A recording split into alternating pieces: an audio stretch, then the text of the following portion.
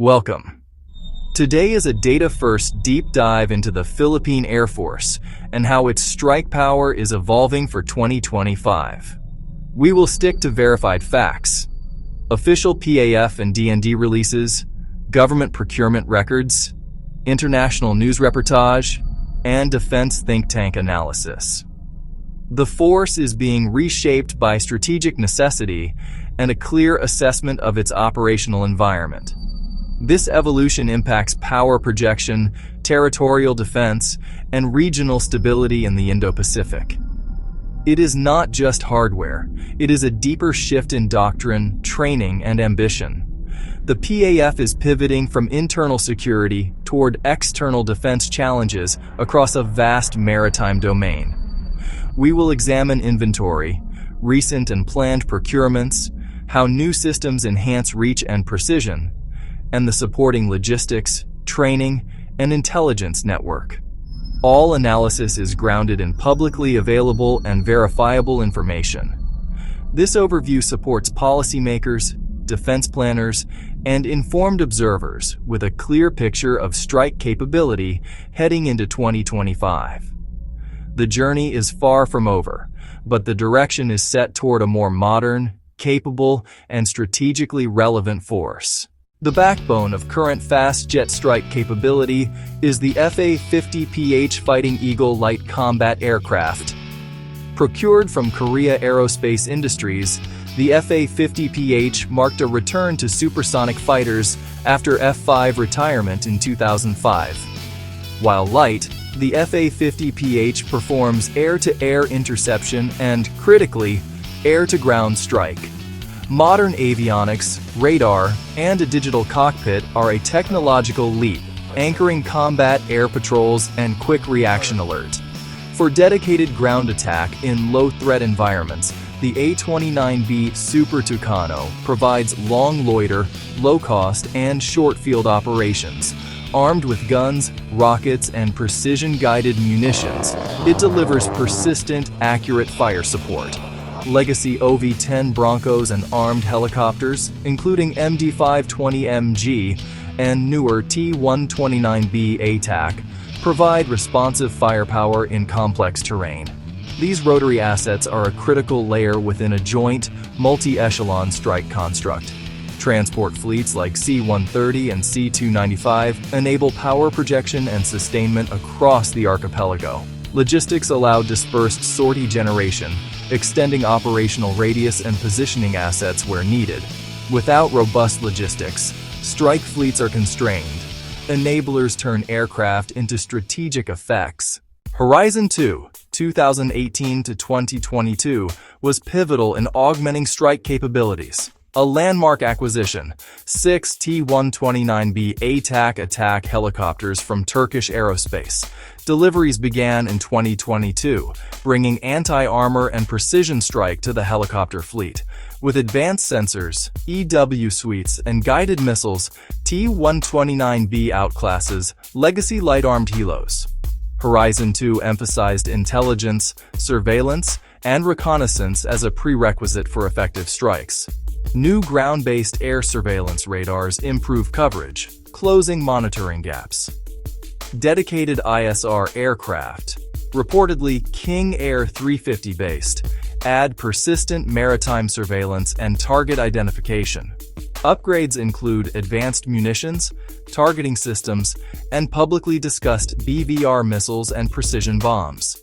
These steps transform FA-50PH into a true multi-role platform and multiply force effectiveness. Looking ahead, Horizon 3 prioritizes a multi-role fighter, F-16 or Gripen contenders, to boost range, payload, and regional deterrence. An MRF plus anti-ship capability enables robust maritime strike and defensive counter-air, altering regional calculus. 12 FA-50PH. Contracts signed with KAI in March 2014, deliveries 2015-2017. They form the 7th Tactical Fighter Squadron, Bulldogs, stationed at Clark Air Base, a cornerstone of Phase 1 and the PAF's premier air combat asset. Follow-on orders discussed. 6 A-29B Super Tucanos, contract late 2017, all accepted by October 2020, operated by 15th Strike Wing at Danilo Atienza Air Base. They replace aging OV-10s and introduce PGMs for safer, more accurate KAS. First two T-129Bs delivered March 2022. Subsequent deliveries through 2023-2024, assigned to 15th Strike Wing. They bolster offensive air support, filling a long-standing capability gap for CT and conventional ops. D&D confirmed new air surveillance radars from Japan, JFPS-3 inaugurated at Wallace Air Station in 2023, and several JTPS P-14 mobile units via a 2220 G2G deal. These build an early warning air picture and feed targeting data for air and maritime defense. The single most significant evolution is the adoption of precision-guided munitions. For decades, unguided bombs and rockets required low, dangerous attack runs with lower accuracy. Laser and GPS-guided weapons allow single-weapon target kills from safer standoff distances, reducing collateral damage. Modern radars and EOIR pods enable see-first, shoot-first tactics, vital for maritime strike and pilot survivability.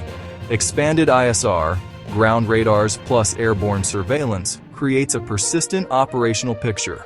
Improved maritime awareness lets PAF detect, track, and identify vessels and Q-strike aircraft for legitimate defense. Doctrine shifts from single role to multi-role. Air superiority sweep followed by precision strike within a single sortie. Effective air power demands robust logistics and MRO, sustainment packages, spares pipelines, and domestic capacity. Training now emphasizes BVR combat, precision bombing, and networked operations with allies in Balikatan and other drills. Strategic placement of Japanese fixed and mobile radars feeds earlier detection, faster ID, and timely interceptor launch. Runway, fuel, and munitions upgrades at forward bases like Palawan support distributed ops, persistence, and resilience. Modernized assets expand mission sets beyond close air support to credible maritime strike. With precision anti-ship options, FA-50PH and future MRFs can hold hostile vessels at risk across the EEZ. This underwrites deterrence, maritime law enforcement support, and defense of sovereign rights. FA-50PH offers a several hundred-kilometer combat radius, influenced by mission profile, payload, and altitude. Forward operating bases in Palawan and Cebu extend patrol time, strike range, and responsiveness at choke points and disputed areas. Though PAF lacks tankers, FA-50PH is AAR capable. Allied exercises build experience. 2 to 3 tankers could effectively double fighter combat radius, enabling missions now impossible.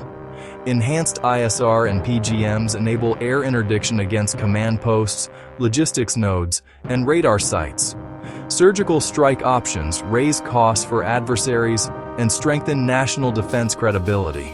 Strike reach is growing through basing, training, ISR, and future tankers to secure the West Philippine Sea. The PAF pursues asymmetric modernization, not numerical parity. Neighbors field larger 4th-gen fleets. Matching them one-for-one is prohibitively expensive and unnecessary. The PAF focuses on credible deterrence in its EEZ and airspace. The Porcupine, not the largest, but dangerous to attack. Light fighters and turboprops are cheaper to acquire, operate, and maintain, building proficiency within budget.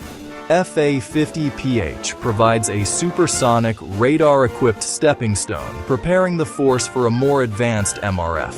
Alliances provide training, intelligence sharing, interoperability, and access to AWACS and AAR during major exercises.